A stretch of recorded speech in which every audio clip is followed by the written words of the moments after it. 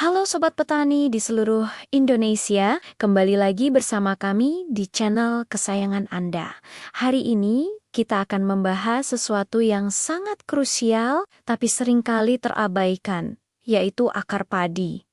Akar adalah fondasi dari tanaman kita. Kalau akarnya kuat, batangnya kokoh, anakannya banyak, dan hasil panen pasti melimpah. Sebaliknya, kalau akarnya pendek, lemah dan warnanya kusam, jangan harap padi bisa tumbuh maksimal. Penyerapan pupuk jadi sia. Banyak sekali petani yang mengeluh, "Pak, kenapa padi saya akarnya sedikit dan pendek? Atau sudah dipupuk banyak?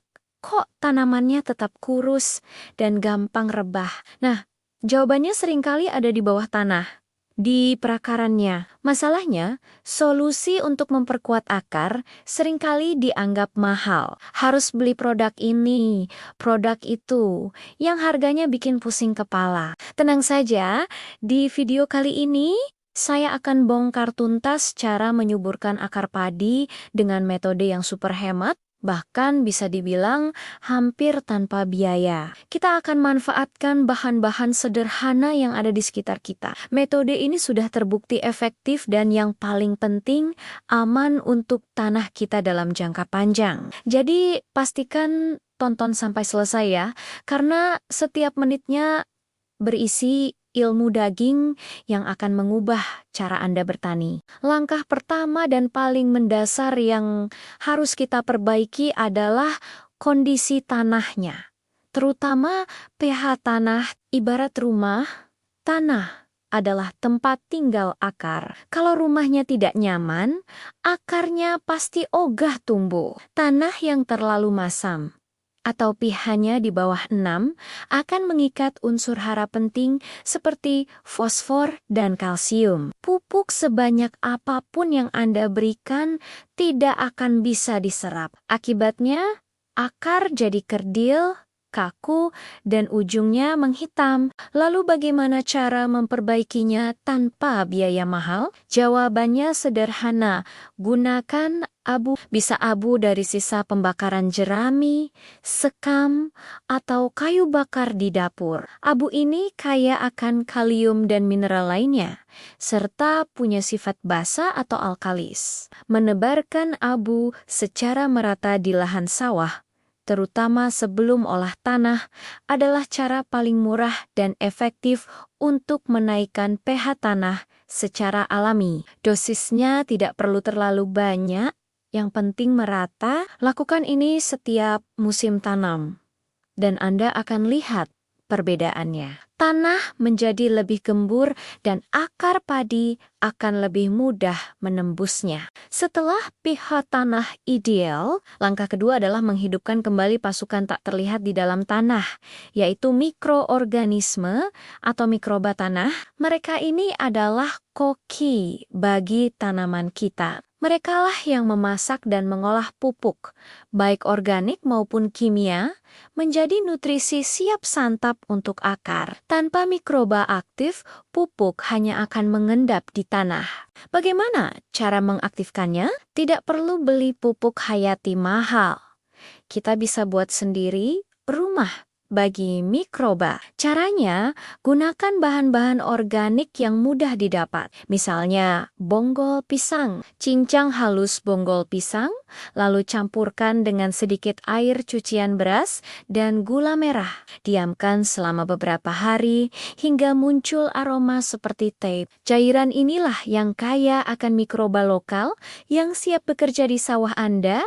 Semprotkan ke lahan saat pengolahan tanah atau setelah tanam. Mikroba akan berkembang biak, membuat tanah menjadi hidup, dan membantu akar menyerap nutrisi dengan jauh lebih efisien. Akar pun jadi lebih sehat dan lebat. Sekarang kita masuk ke bagian intinya. Bahan organik murah apa yang bisa memacu pertumbuhan akar secara langsung? Bonyak sekoli salah satunya adalah air cucian beras. Jangan buang air cucian beras Anda.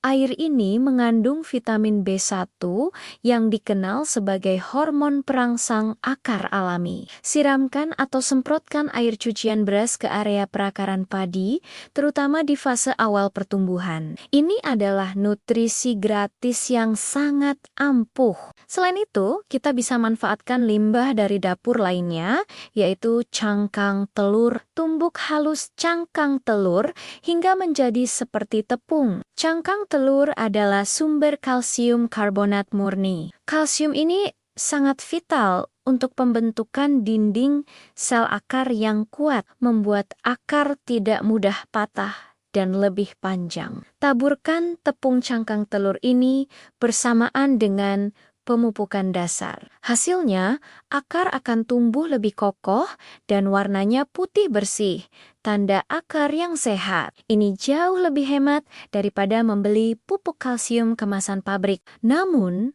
semua cara tadi akan sia-sia jika kita masih melakukan kesalahan umum. Salah satu kesalahan terbesar adalah pemupukan urea yang berlebihan di awal tanam. Nitrogen yang terlalu tinggi memang membuat daun terlihat hijau, royo-royo.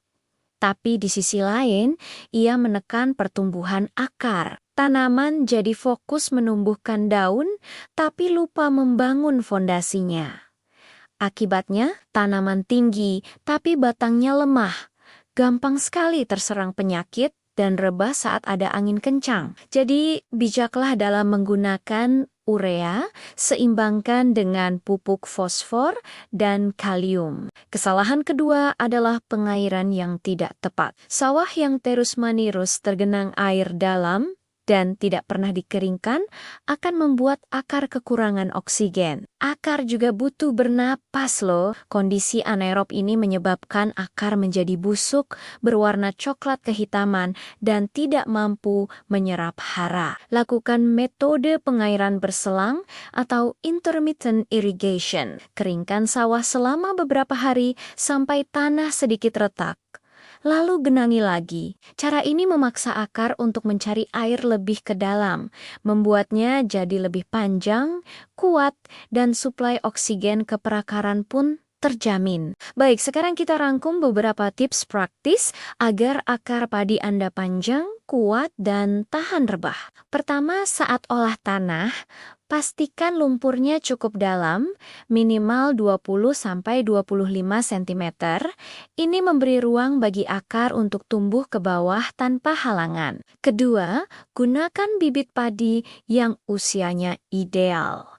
Jangan terlalu tua. Bibit yang terlalu tua akarnya sudah kaku dan sulit beradaptasi di lahan baru. Ketiga, kombinasikan penggunaan bahan organik seperti kompos jerami atau pupuk kandang dengan pupuk kimia secara seimbang. Bahan organik memperbaiki struktur tanah, sementara pupuk kimia memasok nutrisi cepat. Keempat, selalu perhatikan warna akar saat Anda mencabut 1 atau 2 rumpun untuk sampling. Akar yang sehat, warnanya putih cerah, jumlahnya banyak, dan panjang. Jika warnanya kecoklatan atau hitam, itu adalah sinyal bahaya. Segera perbaiki drainase dan kurangi genangan air. Dan yang kelima, jangan lupakan peran silika. Sekam bakar adalah sumber silika gratis yang melimpah. Silika tidak hanya memperkuat batang, tapi juga memperkuat sel-sel akar,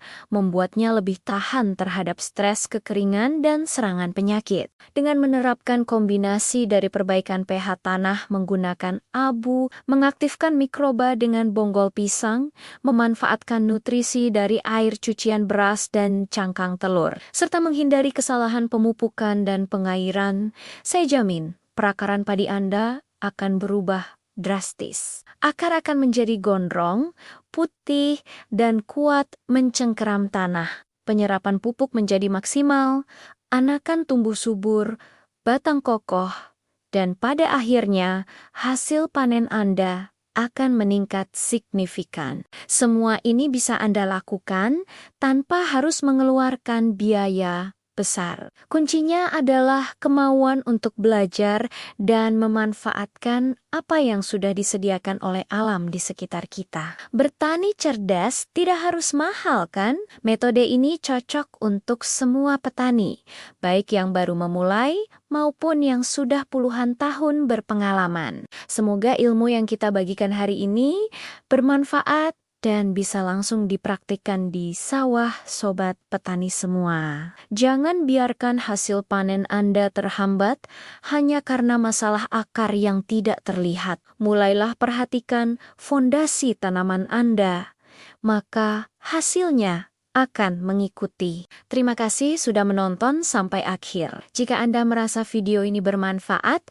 jangan lupa untuk menekan tombol like, bagikan ke teman-teman petani lainnya. Dan tentu saja subscribe channel ini agar tidak ketinggalan tips-tips pertanian menarik lainnya. Tulis juga pengalaman atau pertanyaan Anda di kolom komentar. Kami akan senang sekali berdiskusi dengan Anda. Sampai jumpa di video selanjutnya. Salam petani Indonesia maju terus.